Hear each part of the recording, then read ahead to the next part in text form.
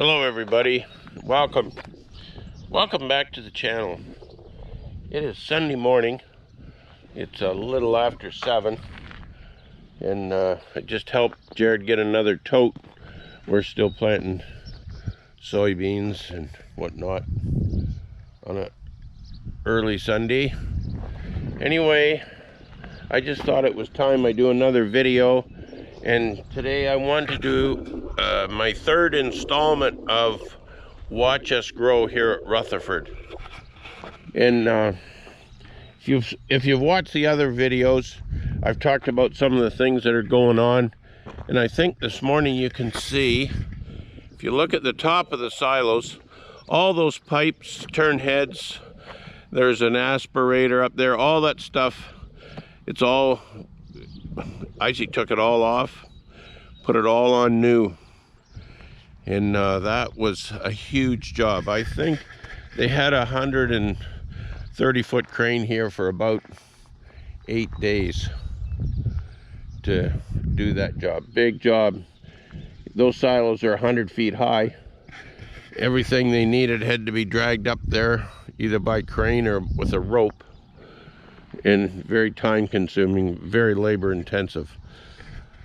I'm gonna walk over. I think maybe I'll go for a little jog here. I talked on previous videos about the scale. They're almost complete. They're well, actually we're using them. It's just we've got to get a railing. Frank has a walkway made to go from scale to scale. The scale's 90 feet long. I believe it's 12 feet wide, I think. Anyway, I'm gonna have an in scale where the probe is. This will be the out scale. And we're currently using them. They're loading containers here. And we have a walkway. It's gonna go along this side. And there's a crossover made. He's got it, just got to paint it and stick it in here. That'll be so you can walk without having to jump down. We're gonna go out and see these bins.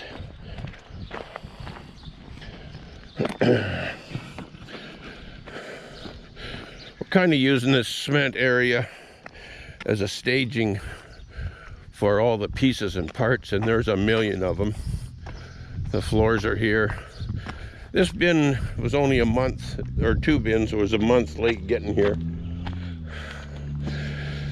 This is the conveyor that goes to feed the bin. It's a drag conveyor, and I've explained this in previous videos.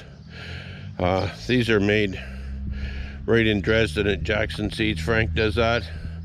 They're sent away, galvanized, brought back here, and Isaac's putting it back together.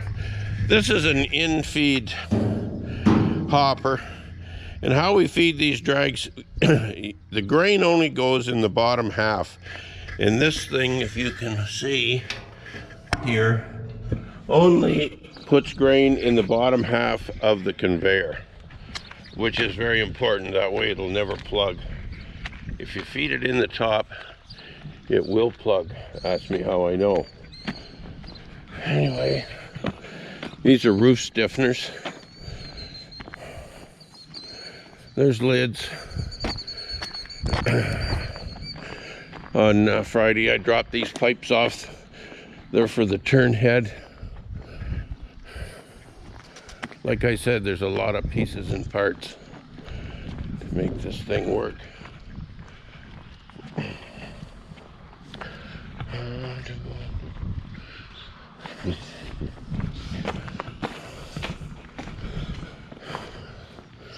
They just fixed this up so we can load containers out of this overhead here too. This is for our dust control system. These are actually pipes from the old seed plant in Dresden that we tore down. Okay, these are the two new bins, and I wanted to get here today because they're at a stage where I can show how the roof structure's done. And once these bins are up, pretty hard to see the roof structure because they're 100 feet high. Anyway, underneath the bins there's a whole truss system, and that's what this is here. Because these are 60-foot bins, they do a truss system on the roof, and that's what's done here. And then they come along and they lay the bin sheets. The bin sheets go, this is where the ridge is of the bin sheet. Anyway, and those brackets up there, I don't know what they're for. Something to do with the roof anyway. He's got all the jacks all set in here, ready to be lifted. And I'll show you how this jack system works. What they are, PTO shaft hooks them all together.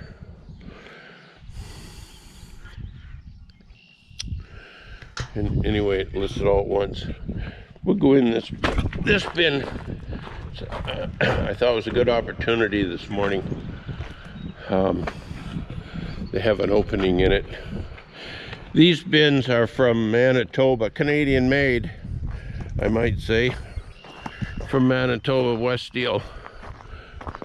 We have mostly West Steel bins in Dresden. There's on the roof, there's a power roof vent you can see at the peak there, and that'll keep the, well, with a bin this size, a lot of temperature fluctuations with that much grain, and that's why there's a power roof vent. I'll get inside here if I can. I'm a pretty old man to climb this big step.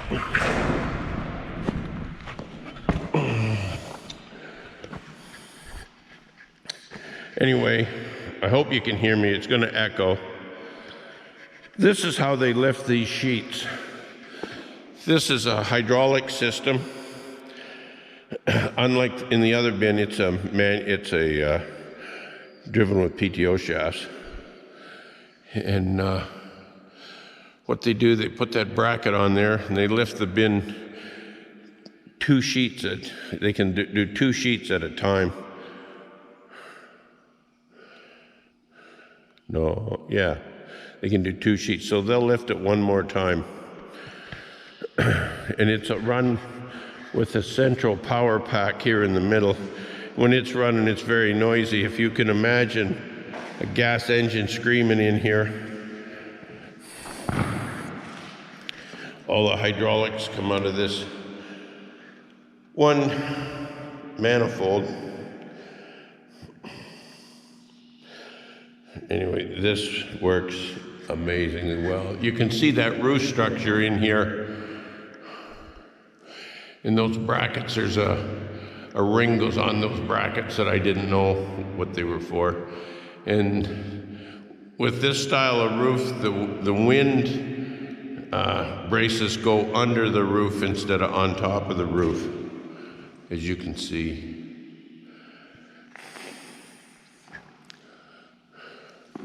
This here, this is a heat cable. This is another one here. There's, I don't know, it looks like there's about 8 or 10 of them in here. That will tell us the temperature of the grain, which is kind of half important. This is some of the bolts that they're going to use. When they're done, they'll have a whole pile of empty pails. I just thought this morning was a good time to get in and show you how these bins are lifted. The roof's built first, and then just keep adding rings. And this is a fully stiffened bin, and there's a stiffener they've started with. And they'll put this row of stiffeners on before they lift it. And what they've done on Friday when they quit, they left this hole open because they got to fire all the stiffeners in here yet. Anyway, I thought I would show you that.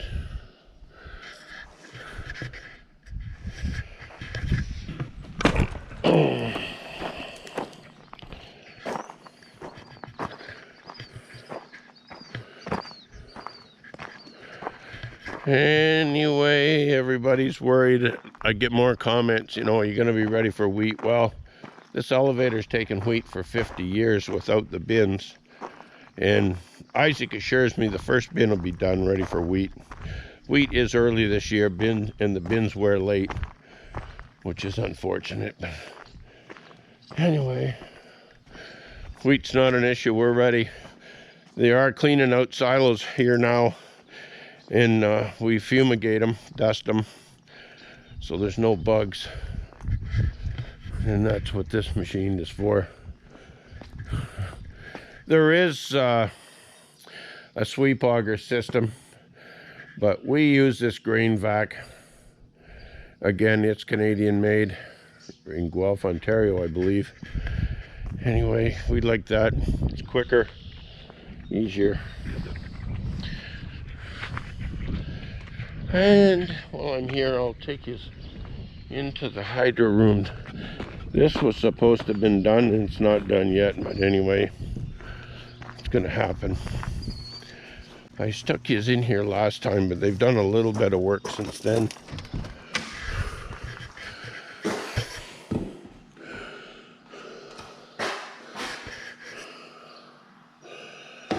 No power in here.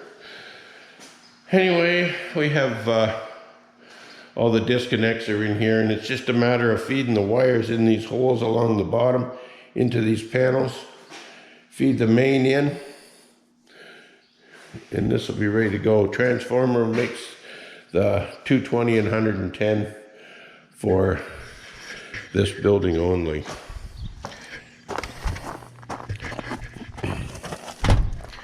We have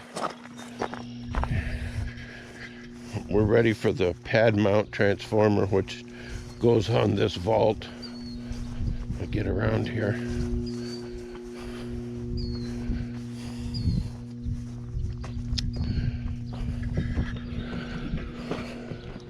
The pad mount transformer will sit on this vault, and I believe the wires are, looks like they're already pulled in to the road.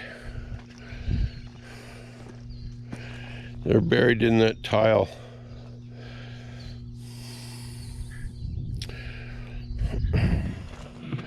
So it's coming.